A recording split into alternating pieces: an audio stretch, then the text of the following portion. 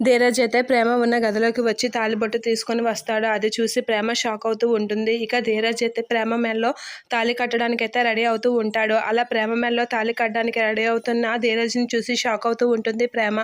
ఏంటి ఏంటి నువ్వు చేస్తున్న పని అనేది అంటూ ఉంటుంది. ఇక ధీరజ్ అయితే అలా చాలా సీరియస్‌గా ప్రేమకస్ అయితే ఇక ఏం చేసినా లాభం లేదు, పెళ్లి ఒకటే లాభం పరిష్కారం అని చెప్పి ప్రేమ మెడలో అయితే ధీరజ్ మెడలో తాళి కట్టడానికి రెడీ అవుతూ ఉంటాడు. ఇక వేదవతి, నర్మద వాళ్ళైతే గుడిలో పూజ చేసుకుంటూ ఉంటారు.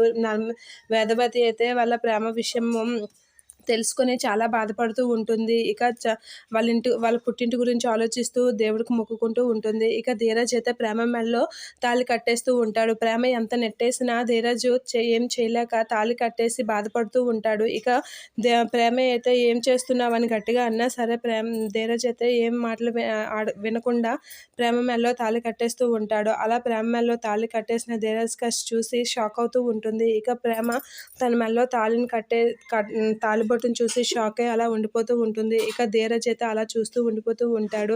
ఇక ప్రేమ ఏంటి వీడు నా మెడలో తాళి కట్టేశాడా అనేది అలా చూస్తూ ఉంటుంది. ఇక ధీరజ్ కూడా ప్రేమ కసి అలా చూస్తూ ఉండిపోతూ ఉంటుంది.